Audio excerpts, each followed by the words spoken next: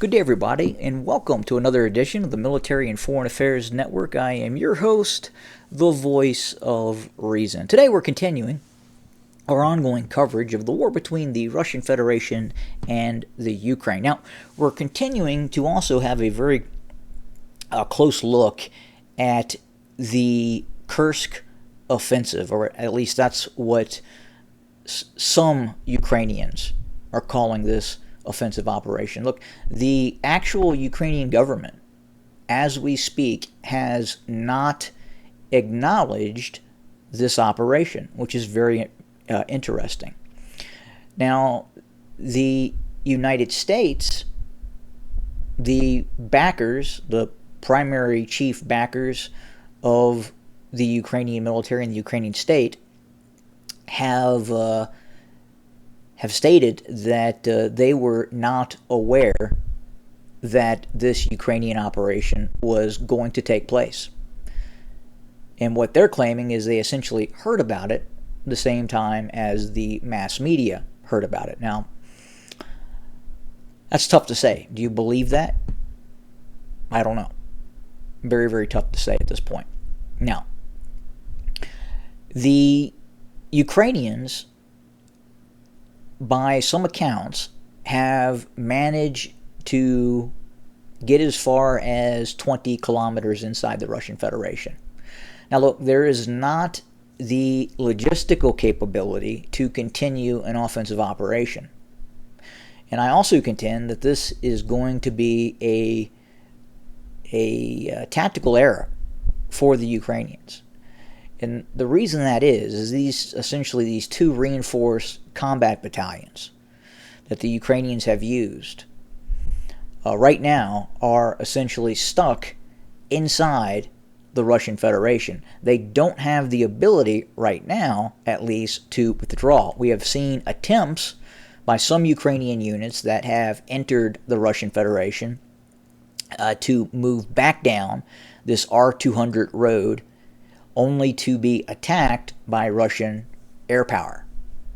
Ground attack aircraft, helicopter gunships, and drones, Lancet drones, are being widely used in preventing Ukrainian forces from withdrawing from some of these locales. Right now, more highly trained Russian air assault and airborne units and Spetsnaz forces are being brought in to clear these areas of Ukrainian forces.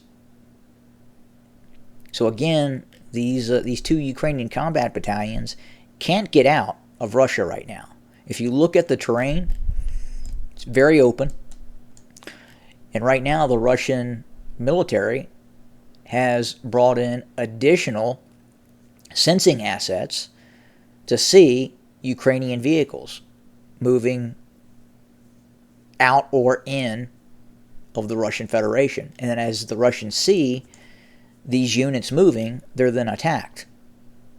So it looks like these Ukrainian forces are kind of stuck inside of Russia, and it looks like the Russians are preparing a clearing operation for these two trapped combat battalions. Now look, the reason this happened, the reason we have seen this very limited offensive operations by the Ukrainians, is because of what is happening down here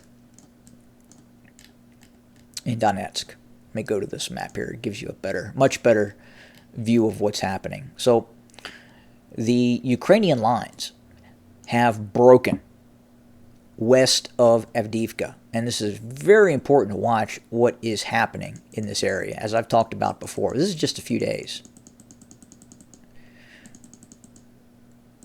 Now, watch these envelopment operations that are occurring down here. This is very important to watch. These are Ukrainian units.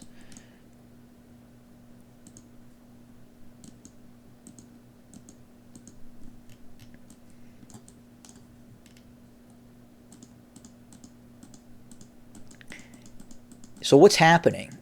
And the Ukrainians are not declaring this a disaster as of yet. But it is indeed a military disaster in terms of what is happening northwest, west, and southwest of Avdiivka. And additionally, we're seeing additional Russian operations to the east of Volhodar as well. So these operations are continuing. The Ukrainians have not been able to reestablish a defensive perimeter once the Avdiivka nut was cracked.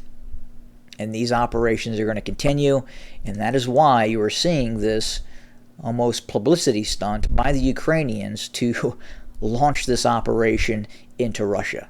It's designed to draw attention from what is happening in this area to essentially what is going to become an irrelevant operation in terms of the grand scheme of things in Kursk.